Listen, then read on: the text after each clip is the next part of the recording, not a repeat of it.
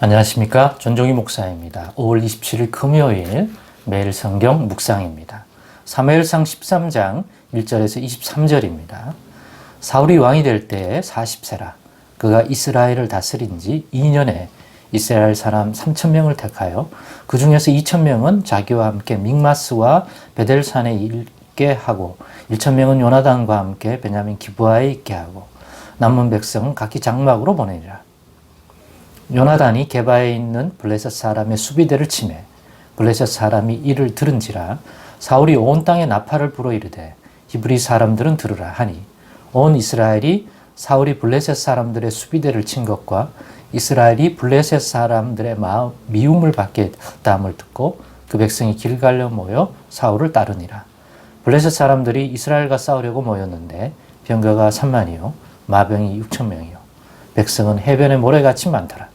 그들이 올라와 벳아웬 동쪽 믹마스에 진침해 이스라엘 사람들이 위급함을 보고 절박하여 굴과 수풀과 바위 틈과 은밀한 곳과 웅덩이에 숨으며 어떤 히브리 사람들은 요단을 건너 갓과 길르앗 땅으로 가되 사울은 아직 길갈에 있고 그를 따른 모든 백성은 떨더라.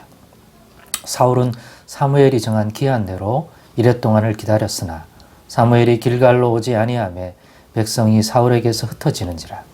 사울이 이르되 번제와 화목제물 이리로 가져오라 하여 번제를 드렸더니 번제 드리기를 마치자 사무엘이 온지라 사울이 나가 맞으며 문안하매 사무엘이 이르되 왕이 행하신 것이 무엇이냐 하니 사울이 이르되 백성은 내게서 흩어지고 당신은 정한 날 안에 오지 아니하고 블레셋 사람은 믹마스에 모였음을 내가 보았으므로 이에 내가 이르기를 블레셋 사람들이 나를 치러 길갈로 내려오겠거늘 내가 여호와께 은혜를 간구하지 못하였다 하고 부득이하여 번제를 드렸나이다 하니라. 사무엘이 사울에게 이르되 왕이 망령되이 행하였도다. 왕이 왕의 하나님 여호와께서 왕에게 내리신 명령을 지키지 아니하였도다. 그리하였더라면 여호와께서 이스라엘 위에 왕의 나라를 영원히 세우셨을 것이거늘 지금은 왕의 나라가 길지 못할 것이라. 여호와께서 왕에게 명령하신 바를 왕이 지키지 아니하였으므로 여호와께서 그의 마음에 맞는 사람을 구하여 여호와께서 그를 그의 백성의 지도자로 삼으셨느니라 하고 사무엘이 일어나 길갈에서 떠나 베냐민 기브아로 올라가니라. 사울이 자기와 함께한 백성의 수를 세어보니 600명 가량이라. 사울과 그의 아들 요나단과 그들과 함께한 백성은 베냐민 게바에 있고 블레셋 사람들은 믹마스에 진쳤더니 노략군들이 세대로 블레셋 사람들의 진영에 나와서 한 대는 오브라 길을 따라서 수알 땅에 이르렀고 한 대는 베토론 길로 향하였고 한 대는 광야 쪽으로 스폰 골짜기가 내려다 보이는 지역길로 향하였더라. 그때 이스라엘 온 땅에 철공이 없었으니 이는 블레셋 사람들이 말하기를 히브리 사람이 칼이나 창을 만들까 두렵다 하였습니다. 온 이스라엘 사람들이 각기 보슴이나 삽이나 도끼나 괭이를 버리려면 블레셋 사람들이로 내려갔었는데 곧 그들이 괭이나 삽이나 쇠스랑이나 도끼나 쇠 채찍이 묻을 때에 그리하였으므로 싸우는 날에 사울과 요나단과 함께한 백성의 손에는 칼이나 창이 없고 오직 사울과 그의 아들 요나단에게만 있었더라. 블레셋 사람들의 부대가 나와서 믹마스 어귀에 이르렀더라. 아멘. 네, 오늘은 우려하던 것이 일어나다. 우려하던 것이 일어나다. 라는 제목으로 말씀 묵상 나누겠습니다. 우려하던 일이라는 게 뭡니까? 앞에서 우리가 계속 사무엘상을 해오면서 살폈던 특별히 왕정제도, 왕을 달라는 요구에 여호와 하나님께서 사무엘에게 사무엘은 그러고 싶지 않은데 여호와 하나님이 주라. 왕을 세워주라. 하는 그 말씀을 듣고 계속해서 강조했던 것. 이 왕정제도가 주어져서 여호와 하나님을 대신하는 사람 중에 왕을 택하여 그에게 권한을 주고 그렇게 했을 때 발생할 수 있는 문제. 그 우려하던 것이 이제 드러남을 보게 됩니다. 하나님을 대리해서 하나님이 택하시고 언약하신 이 백성을 왕권을 가지고 다스리는 왕이잖아요. 근데 이 왕이 같은 사람이잖아요. 그들 중에서 왕을 택하기 때문에 이 백성이나 또 이 왕이나 본질은 같아요. 이 왕된 인물이 그 중심에 여호와를 경외하는 중심을 잃어버리고 오직 자신의 우선순위가 자기 자신의 육신적인 어떤 것들이 되는 순간 여호와께서 명령하시고 여호와 하나님의 뜻을 따르는 것보다 자기 중심적 생각을 하게 되고, 그렇게 되면 하나님의 뜻, 또 하나님이 주신 그러한 약속, 말씀, 아니면 그런 법, 이런 것들을 무시하게 되고 자기 생각을 더 우선시하게 되면 결국 그 말씀대로 따르는 하나님 중심의 하나님 뜻이 반영된 것들을 가지고 백성들을 다스리는 그런 중심이 흐트러지게 되고, 그렇게 되면 하나님이 기뻐하는 그러한 백성을 다스리는 통치가 이루어지지 않게 되는 거고, 그렇게 되면 백성들 전체가 그로 인하여 하나님이 기뻐하시는 그러한 하나님 백성다운 그러한 모습들을 가지지 못하는 거죠. 왕이 그러니까 백성들도 여호와 하나님을 경외하는 중심에서 나오는 그러한 하나님의 말씀, 하나님의 의로운 뜻, 이런 것들이 자신의 삶 속에서 무시되게 되는 것들이죠.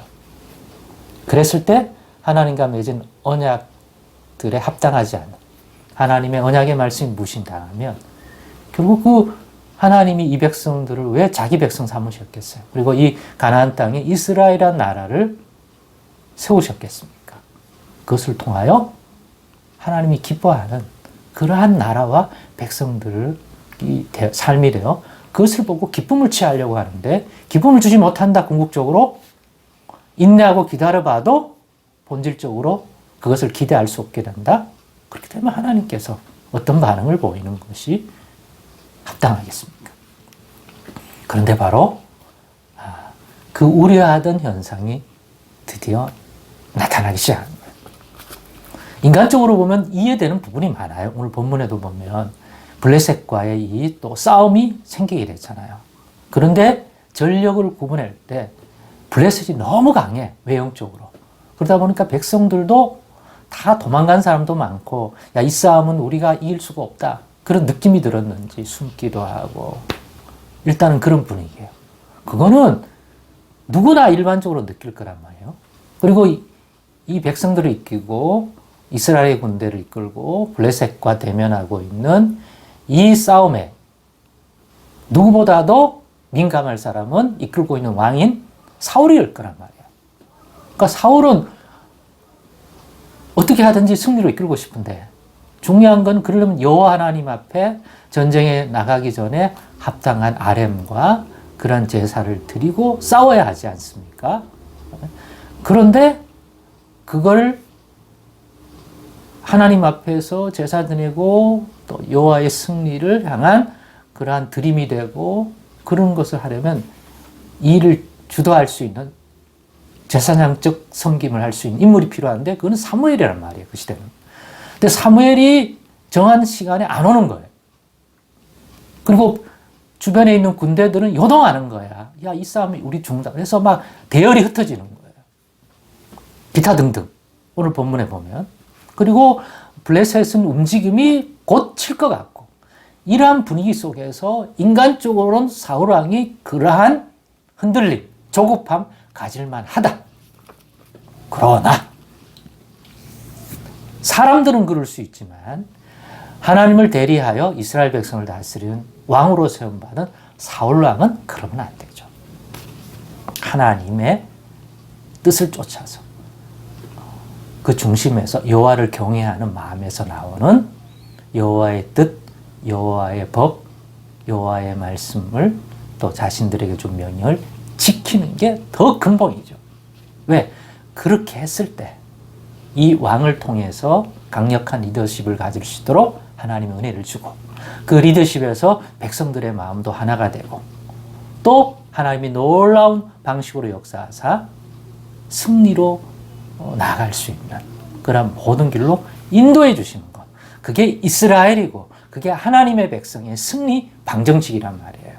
그런데 그 중심이 흐트러지고 눈에 보이고 귀에 들리는 인간적인 현상만을 가지고 있으니까 또 조급해지고 또 자신이 승리를 거두려면 지금 당장 뭔가 조치를 취해야 한다. 사무엘에 오지 않았지만.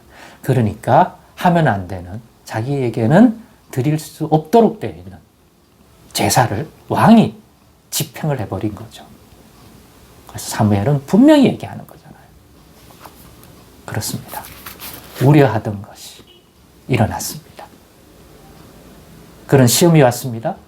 그 마음 중심에 여호와를 경외하는, 그래서 그의 말씀과 그의 명령이 가장 우선순위가 되고 삶을 살아가는 중심이 되어야 하는데 그런 것들이 흔들릴 만한 유혹되는 시험이 왔습니다. 그랬더니 결국 왕이 중심에서 여호와를 경외하는 중심이 아닌 육신을 따르는 그러한 결정들이 일어나기 시작했던 것입니다. 그렇습니다. 하나님 중심의 삶에서 이런 유혹들은 누구에게나 있을 수 있다. 그때도 이스라엘 백성의 생사복과 승리는 그럼에도 불구하고 분명히 우리가 깨닫고 가야겠습니다. 여호와 하나님, 우리 하나님의 말씀과 약속과 그를 경외하는 중심에서 나오는 선택과 결정이 꼭 필요하다. 다시 한번 앞으로 이 내용을 쭉 보겠습니다만 잊지 말자. 그런 믿음, 그런 중심 늘 흔들지 않고 갈 수 있도록 주님의 성령이 예수 이름으로 기도할 때마다 하나님 우리를 붙들어 달라고 간절히 사모하고 기도하는 그 삶 놓치지 말아야 한다.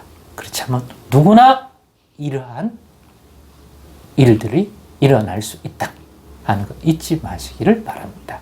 기도하겠습니다. 하나님 감사합니다. 오늘의 말씀 속에서도 우리가 무엇이 강화되어져야 하고 우리 안에 무엇이 붙들림 받아야 되는지 깨닫게 하시니 감사합니다.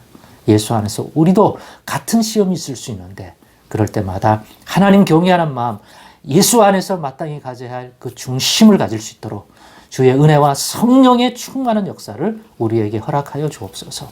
예수님의 이름으로 기도드리옵나이다. 아멘.